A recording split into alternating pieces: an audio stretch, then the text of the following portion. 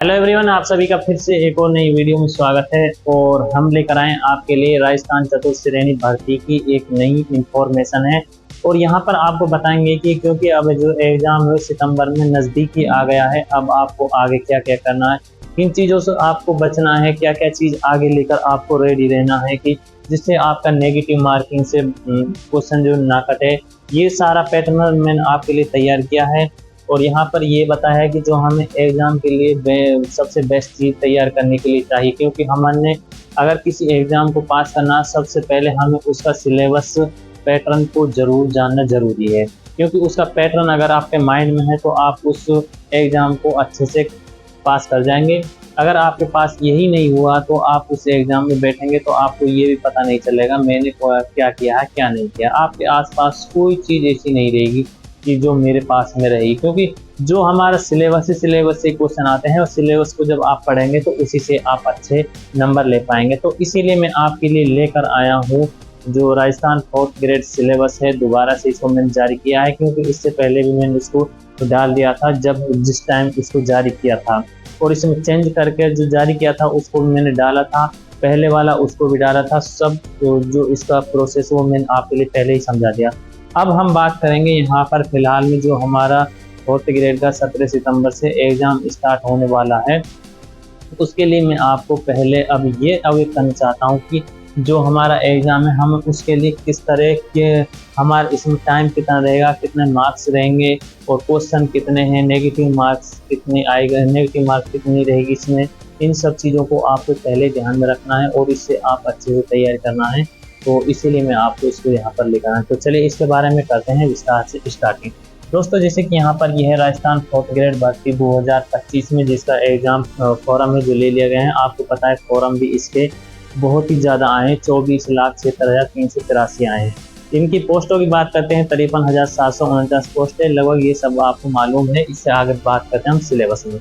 देखिए सिलेबस में फर्स्ट में देखते हैं हम हिंदी के इसमें क्वेश्चन आएंगे, कितने आएंगे हिंदी के क्वेश्चन आएंगे इसमें 20, इंग्लिश के क्वेश्चन आएंगे यहाँ पर कितने 15, और मैथ के क्वेश्चन यहाँ पर आएंगे 15। तो दोस्तों ये तो जनरल चीज़ है आपके लिए, जनरल चीज़, जनरली हिंदी आएगी, जनरली साइंस आएगी, जनरली मैथ आएगी। देखो हिंदी को तो सभी करेंगे लगभग, इसको मैं यहाँ पर सबके लिए बताऊँ, इसको सब करेंगे। मैथ में भी लगभग आधे टॉपिकों को लगभग करेंगे स्टूडेंट, और इंग्लिश के लगभग आपके लिए दो चीज़ यहाँ पर हार्ड मिल रही है, एक मैथ और इंग्लिश, दो है ये आपके लिए हार्ड, क्योंकि नेगेटिव मार्किंग के लिए आपको क्वेश्चन है जो एक्यूरेट निकालना है। अगर आप पास नहीं आ रहा तो उसे बेशक छोड़ दीजिए और उसको करना मत, गलत मत करना, क्योंकि गलत कर दिया तो आपका सही भी आपका कट जाएगा। इसीलिए क्या है कि ये आप यहाँ से अगर आप पास अच्छे से आ रहा तो करना, नहीं आ रहा तो उसे बेशक छोड़ दें। इससे आगे देखते हैं हम सामान्य जो ज्ञान है, सामान्य ज्ञान के जो जीके के जनरल जीके क्वेश्चन आएंगे वो है हमारे यहाँ पर कितने हैं 70 मार्क, 70 मार्क आएंगे। यहाँ पर 70 क्वेश्चन आएंगे, 70 क्वेश्चन है मार्क में, इसको 70 क्वेश्चन कहेंगे, 70 क्वेश्चन है इसको। अब यहाँ पर देखिए 70 क्वेश्चन आएंगे, 70 क्वेश्चन में क्या क्या चीज़ हमारे पास आएगी जो हमें ज़्यादा पढ़नी है और जिसको हमें कम पढ़ना है ये भी ध्यान रखना है। बहुत सी चीज़ अपन पास आती है लेकिन आप पास जो आती है आप उसी को ज़्यादा पढ़ते हैं, उसको नहीं पढ़ना। जो आप पास कम आती है उनको देखो, और जो कम आती है अब फिलहाल में और जो नहीं आ रही तो उसके पास बिल्कुल ही मत जाओ, जो आ रही है अब उसको रिवाइज करना। देखिए जैसे ये है राजस्थान का भूगोल। राजस्थान का भूगोल आप सब जानते हैं राजस्थान के भूगोल के बारे में, और भूगोल को नॉर्मली सभी करेंगे और इसको लगभग सब करेंगे। कला और संस्कृति, कला संस्कृति का ऐसा कुछ टॉपिक ऐसे हैं जो आपसे नहीं होंगे, उनमें भी बहुत से इजी क्वेश्चन है उनमें करने। इतिहास, इतिहास थोड़ा सा हार्ड हो जाए क्योंकि इसमें आपको बहुत सी चीज़ों को देखना पड़ेगा। बहुत इतिहास का मतलब है पीछे की ज़्यादा चीज़ें हैं उनको देखते करना होगा, इनमें आपको थोड़ा सी ज़्यादा मेहनत करनी होगी। इसके बाद देखते हैं हम भारतीय संविधान और प्रशासनिक व्यवस्था। जो राजस्थान में भारतीय संविधान और प्रशासनिक व्यवस्था है उसके बारे में देखिए। संविधान के बारे में आप सब जानते हैं, संविधान की पूरी अनुच्छेद हैं और जितनी उसमें जो चीज़ दे रखी संविधान की सब चीज़ उसमें है। और राजस्थान प्रशासनिक क्या क्या व्यवस्था है इसके बारे में आपसे पूछा जाए। अब बात करते हैं हम करंट अफेयर्स की।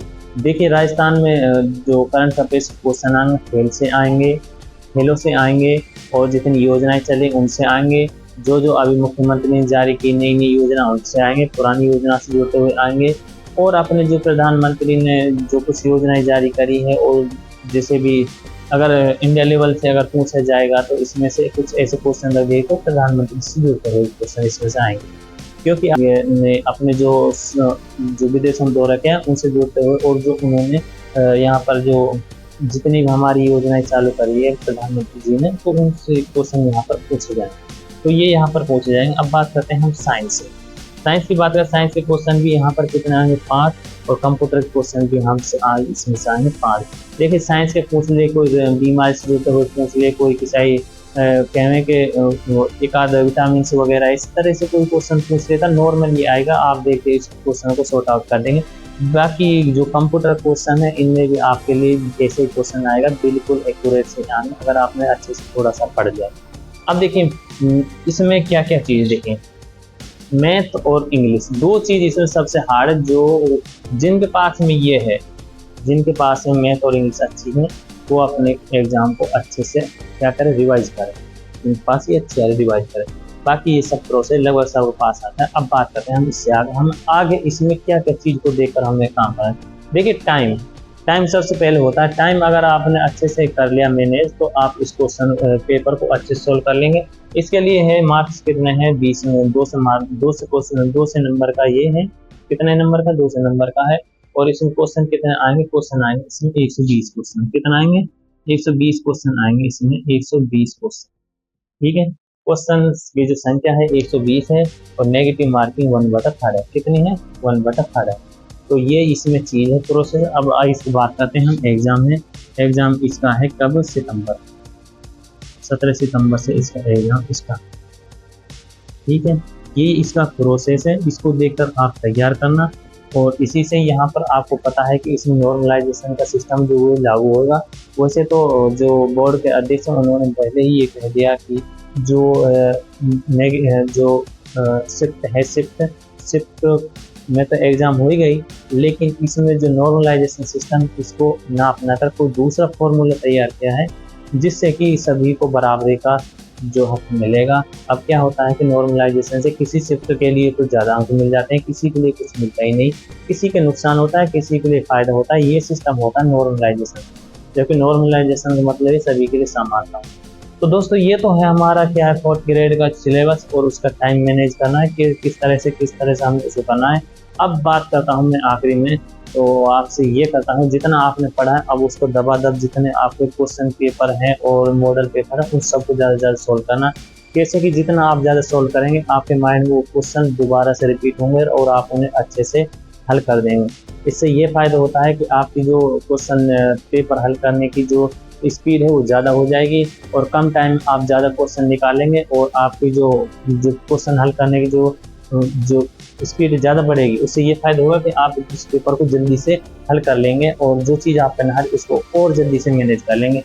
ये चीज़ होता है कि हम जब मॉडल पेपर देते हैं या कोई प्रीवियस ईयर क्वेश्चन करते हैं, ज़्यादा से ज़्यादा प्रीवियस ईयर क्वेश्चन से ही ज़्यादातर सवाल राजस्थान में जितने भी क्वेश्चन होते हैं ना, आरपीएससी कराती 1, 2, 3 साल पुराने जितने क्वेश्चन आए हैं उन्हीं को ज़्यादातर रिपीट किया जाता है, क्योंकि ज़्यादातर वो लिमिट है, क्वेश्चन की लिमिट है। भाई इतिहास पढ़ें, इतिहास की लिमिट भी पढ़े, इसमें कोई चीज़ ऐड नहीं हो सकती। कला संस्कृति में, भूगोल में सब चीज़ लिमिट के तौर पर है।